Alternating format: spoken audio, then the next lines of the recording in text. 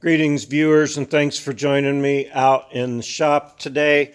Gonna get that other CV boot replaced on the other side, but first, before I can put this one back together, I want to change out that bushing that goes right in there. Very limited access, lots of limited space. But it's not so terrible to do it on the vehicle. I'll show you how. First thing you gotta do is pop that seal out. I got my little install tool and everything ready down here. I'll show you how to do it on the vehicle. I showed you how to do it out. I think I've showed how to do this before without the new install tool on the vehicle, but never on my Tundra. So this time doing it on the Tundra, gonna get under there, find the best way to get my tool and tools in there rather, and get that old one out, get the new one in. Hang on just a second. That seal is pretty easy to pop out when you order it from the seal along with your bushing from ECGS. You also get a genuine Toyota front seal for the driver's side, so that's the number if you should ever need one, but they do give you a quality Toyota seal in the kit. When you pop your old seal out, you're going to lose more juice, so be prepared for that with your pan. Show you if I can find a good angle to set this up. I'll show you how I get that tool in there from out here. This is going to be a greasy and messy day again probably. Well, that's a little bit of an interesting angle, but like I said, there's very limited amount of space in here. So let's see if I can't do this without fumbling around too awful much. You should stuff a rag in this hole first. A paper towel is what I prefer to use. Well, that was way too much. If you should happen to put the one end of your removal tool and stuff it in too far and lose it into your differential, that would really suck. If you put a little something in there just to keep it from falling through, I like to use paper, because then if I forget to take it out, which I never have, it's paper and it'll chew up easy enough. This little metal thing can be a little bit difficult to get in there. I'll stuff it in the hole there. Drop it in my pan. Might need a stronger magnet for that, but we'll see here in just a second if it'll go without dropping in there. Yeah, so you just kind of put it in there. You got to get it past there where it stands up. So you get it in past your bearing just enough so that it stands up. Then you can take the threaded part, push it in there, thread it into that thing, give it 3 or 4 spins. Just make sure it's level again before you slide the plate over the top. Now, if you remember, every time I've used this, it's never got quite enough throw to pull the whole thing out, so I'm going to get me a couple little spacers to put behind the pull tool. I'll show you. Okay, every time I use this, I think next time, oops, I'm going to make a thing so that this pulls out, or has the little space it needs and pulls out all right, and then I never do. And then the next time I use it, I think, man, I should have made that. I thought about it, but I never did, and still haven't. And I guess it's easier to just add the spacers in. Hope you can hear everything I'm saying, because yeah, before you tighten that all the way down, you want to make sure it's distributing its pull evenly across that bearing in the back, so it'll basically kind of hold itself out straight. When I get to this point, I drop those in the juice catcher here. I stuff a nut behind it as a spacer, so I keep thinking, man, I'll make me one and I won't have to fuck around with those. I ain't got enough on it yet. Hang on.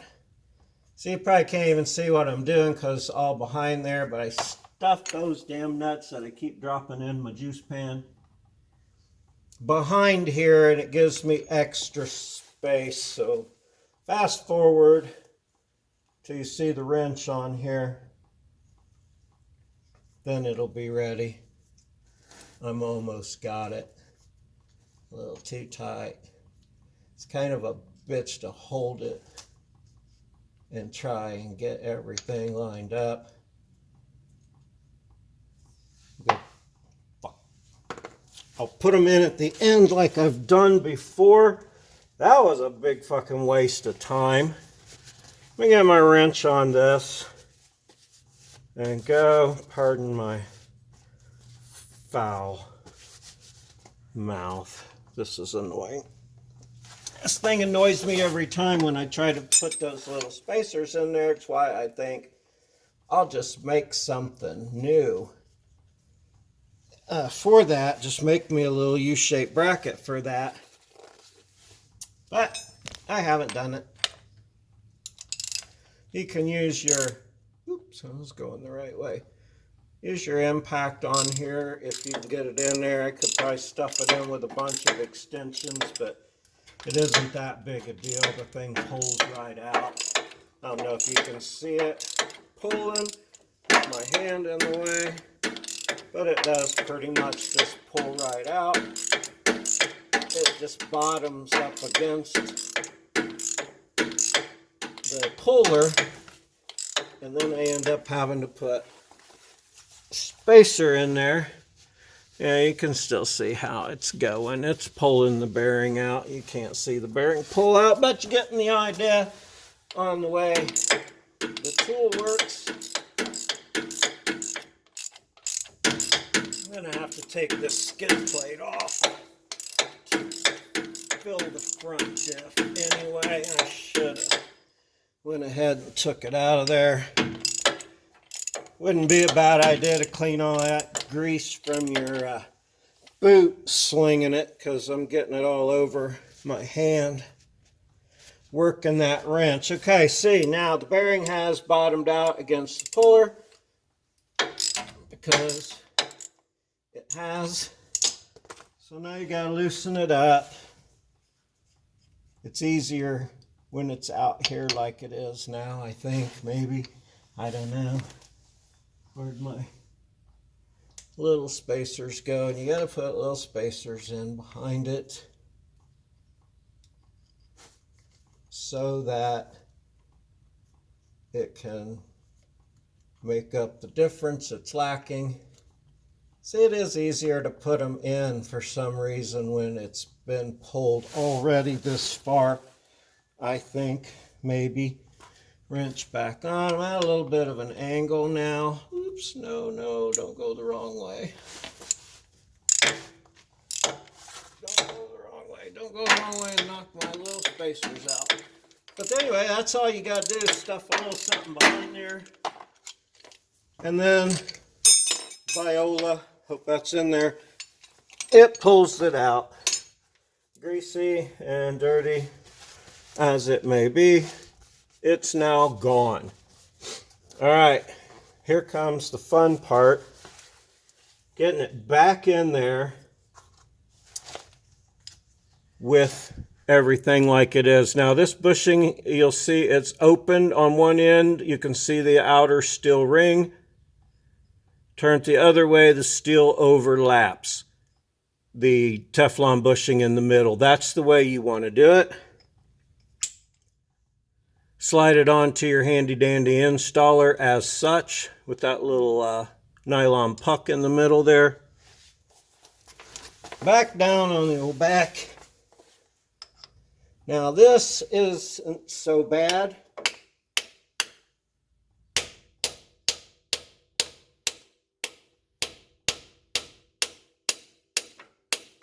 Okay, now I got it started.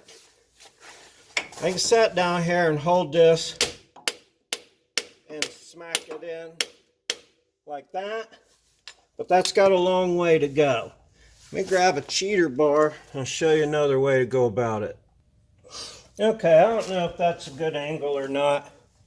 Maybe I need to spread apart a little further and get a better camera or something. I don't know. But anyway, you can see my install tool installed back on the piece in question. There. Now you probably already know what's going to happen next. You can see the end right there. I'm going to take a cheater bar as such, go in from out here over the top of that. You don't want to start it this way because it needs to be started nice and square, but once you get it started, putting a cheater bar on and smacking it from out here is definitely a much easier way to drive that in. It will drive in until it stops.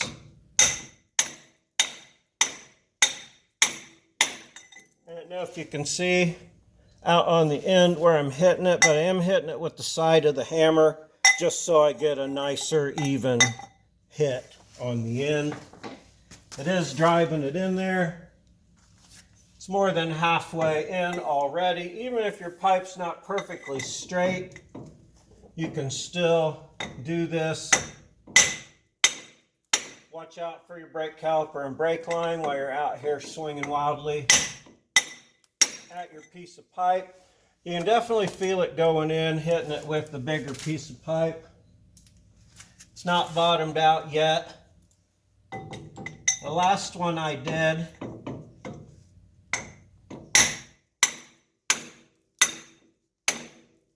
now that feels good. You can definitely feel it when it gets to the end. Let me get under there and pull that out of there and make sure that I got it. Where can you see? Through there wasn't bad. Hang on just a sec. Let me get up under there real quick and check it and see how it's doing. Okay. That is not... Okay, I did not get that all the way in yet. Sure felt good and solid. I'm going to strike that a few more times. Okay, I definitely needed a couple of more smacks there. So that's easy enough. I can find it under there. This one went all the way flush. Sometimes they go all the way flush. Sometimes they'll stick out about a 1/16 to an 1/8 of an inch there. Now, don't forget to grease this up. When I mentioned yesterday the slop that it creates in the axle in the previous video, it was actually yesterday, but this won't come out for a couple, 3 days probably. Don't know yet, I ain't sure. But anyway, when I showed that slop in the boot, or in the axle, not only does that make your seal leak, the up and down motion in the end of your CV axle right there can also cause an on-road vibration. And you most likely will feel in the steering wheel. Kind of feels like death wobble, if you've ever experienced that, but on a much milder scale. So anyway, enough about that. This is a good idea. Bilstein shock. This is a good idea to have this done, in my opinion, because the slop in the axle isn't good for going down the road. I guess I'm just rambling on now for no particular reason. I'm going to slap that seal in there. This is how you change out your whooped out bearing. Yeah, get this off of here real quick and I'll show you that. Now, this is the bearing that you pull out that the bushing replaces. It just gets worn out and sloppy. You can put another bearing in there too, but they wore out and sloppy and the issues that it can cause. I'm glad that ECGS came up with that bushing. This is now, I've installed 2 of these for other people. I've installed 5 or 6 of these now for myself. So anyway, I'm going to put that seal in, the nice Toyota seal that comes with it. Buy the puller once, you use it every time. Since they came out with the new install tool, I've now used it 3 times, and it is pretty fantastic. Yeah, I wish I'd have come up with that idea. Pretty dandy. Glad they did. Glad it's an available thing now. That's super easy to do. You can borrow my tools if you want. So anyway, thanks for joining me today. Like and subscribe if you'd like to do that. I'd appreciate it. It's cheap. It's cheap. I keep saying cheap. It's abso-freaking-lutely free. It's easy and it's painless. I better get my friggin' tagline down here. It's free, it's easy, and it's painless. So check links in the description. I'm going to do my 1,000 subscriber celebratory show with the announcement of what's going to happen with the Tacoma. So stay tuned for that. I know I've already hit 1,000 subscribers and I've mentioned it, but I wanted to do a little celebratory show. I want to wait till I get my shirt and my stickers, which are just stuff I'm going to try to pimp at you.